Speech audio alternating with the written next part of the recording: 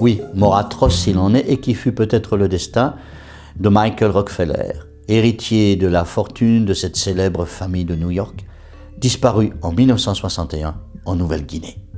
En novembre de cette année-là, le jeune homme de 23 ans, à peine sorti d'Harvard, était en effet parti dans l'ancienne colonie néerlandaise, aujourd'hui territoire de l'Indonésie, à la recherche d'objets sacrés destinés à une exposition d'art à New York, car le garçon était passionné par l'art des Papous, lesquels vivaient et parfois vivent encore à l'âge de pierre, coupés du reste du monde.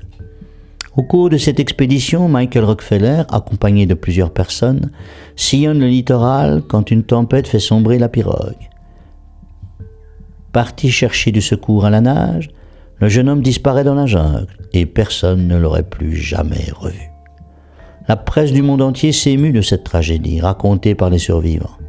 Et plus encore lorsqu'on apprit en 1969, à la suite d'une enquête sur place, que le pauvre garçon avait été vraisemblablement capturé par les membres de la tribu des Asmat, qui voulaient se venger de la mort de plusieurs des leurs, tués lors d'une intervention de parachutistes en 1958.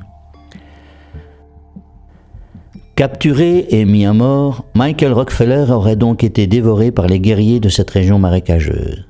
Peut-être, c'est une hypothèse, mis en colère par l'achat d'objets sacrés. Les Asmat aujourd'hui ne pratiquent plus l'anthropophagie, conscients des maladies dégénératives que cette pratique occasionne, en particulier l'ingestion du cerveau. Mais en 1961, des cas étaient encore signalés.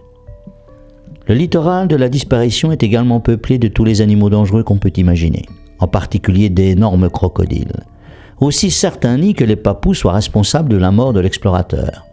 Il est possible qu'on n'ait jamais la preuve indiscutable de cette mort affreuse, qui nous frappe cependant parce qu'elle accueillit en pleine jeunesse un des jeunes hommes les plus riches du monde dans un endroit parmi les plus sauvages.